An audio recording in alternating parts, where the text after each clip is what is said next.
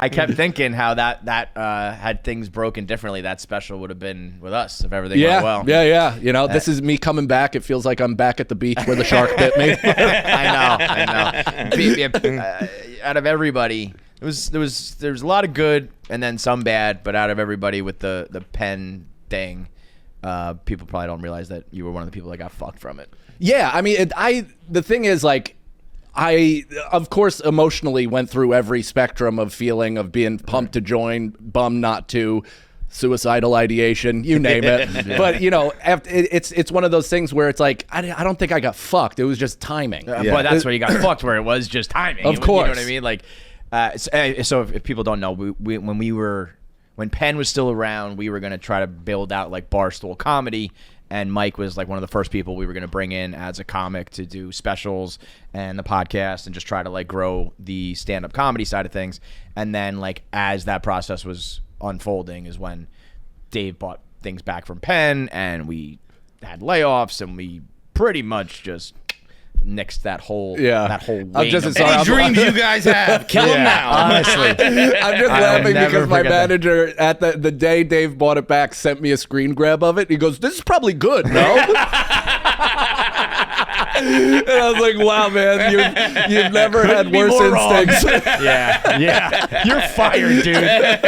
No, unfortunately, and wildly enough, like Dave has always said, he's like stand-up comedy just like isn't my thing. For being a guy who's funny and like on the internet and all that. What does he have, a proven business model? Like, what is this? Dave doesn't really like funny. No, like it's weird. Dave likes like confrontation. And, like, he likes entertainment. He likes he doesn't intrigue. like people who like try to be funny. Right. He thinks it's like, oh, you sat there and wrote that. Like, congratulations, bro. You wrote a joke. Well, and when it comes to the internet, he's right. That is the successful stuff. Successful stuff is what causes conflict and what causes people to argue, and then it lathers up and builds in the algorithm. It's like, it's probably why I'm not more successful is because I'm just trying to be funny. And I have the playbook. I know what I could say to like be, you know, some right wing or left wing or whatever. We say it all the time. It's like we all have the fucking script. We all talk about just going 2A and just being like gun guys. Yeah. Tomorrow we'd be the most popular fucking in the world. Yeah, you know? I mean, that was my Frank Rigatone character. That was literally me trying to be funny while doing it. People like, but if I sense jokes. I don't like this. If you were actually Frank Rigatone, though, toned down a little bit, you probably would have like a huge audience of people being like, 100%. That's Frank Rigatone. I sense jokes. I don't like that. I sense humor. I need this to be as serious as humanly possible.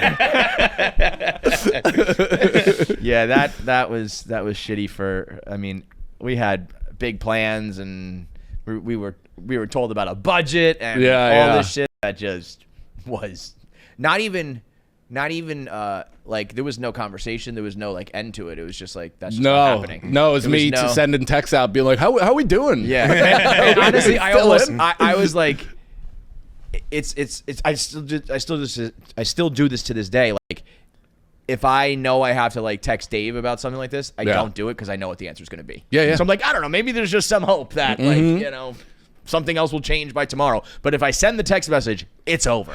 So maybe it'll just, you know, I don't want to shoot myself in the foot. No, and even like in my internal people pleasery like I felt for you because I also knew that you guys were like heading up this whole thing. This was your whole project. It was going to be a big thing. And you're like, it doesn't look like you're going to happen. And also all my dreams are dead. I mean, bro, we were having meetings with like, you know, or at least conversations with the clubs. And we were talking about like doing live streams on the internet of the comedy club. And we had a weekly like underground show that we wanted to cultivate and with all these comics. And it was just like, yell at people on the internet more. Just fight on the internet. It worked. I have hundreds of millions of dollars. Keep doing this. I will say, like a week or two after it fell apart, and I was super bummed, obviously, and just like not knowing what was next.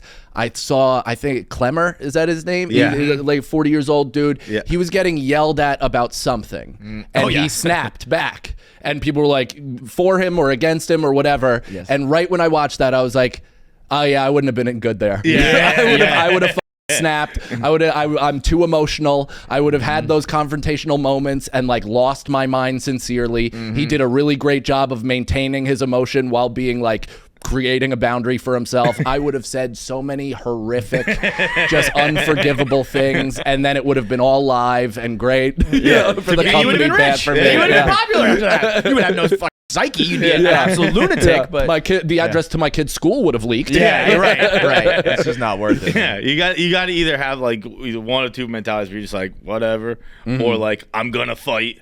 Yes. And like that'll be entertaining. Yeah. And if you're in between, you're fucked, man. the fighting and being entertaining is not.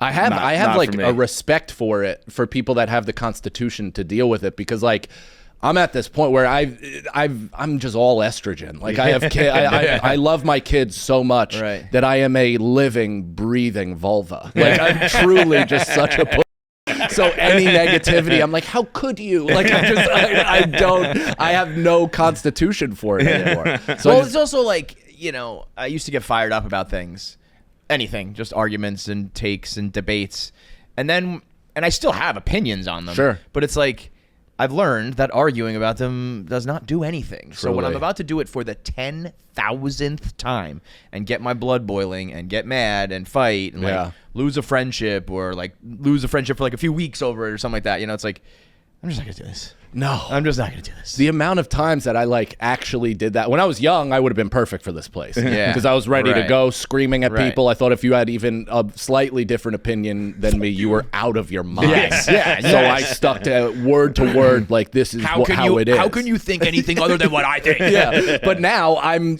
I don't have confidence in a single opinion I have. So if you have pushback, I'm like, yeah, that's probably right. Yeah. Also, I like when you're at a stage in life when you haven't done shit yet, you think you are right about like everything. Totally. And then like 20 years later, I'm like, I was wrong about that. I was wrong about that. I was wrong about that. So I might be wrong about this, and this. Truly. So, we gotta wait 20 more years. It's literally how I feel about everything. Yeah. Plus, the information of everybody has such a solid perspective on what they believe, like, international politics, all that shit. And they're like, no, this is the way it is. And both sides are so certain. And I'm like, all right, I give up. Yeah, totally. I'm not even going to try to wade through this because both of you are so certain that your completely opposite perspective is the truth and the only truth that I'm just going to, I'm out. There's literally no point. I mean, it's always been that way, so it's not new. But it is, I guess it's new to me that I'm like, dumb people, like just rocks for brains, friends of mine who think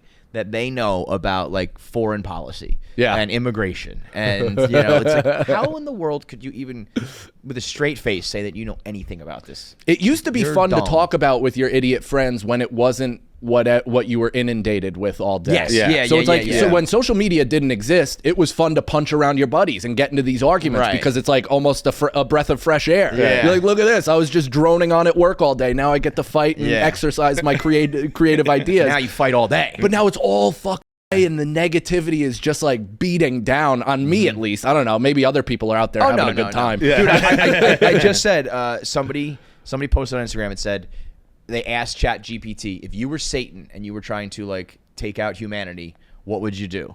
And he said the three things were create doubt, distraction, and create comparison. Yeah. And I was like, that's the internet in a nutshell. Yeah, holy shit. Look at other people and you doubt yourself. You're distracted by it and you compare yourself to everybody else. I mean, it's like, oh, okay. If the like quantum computers are saying this is what Satan does, maybe I should. And they're the algorithm. But as I say, but it's also funny to be like, I wonder how to ruin my mind. Let's ask the computer.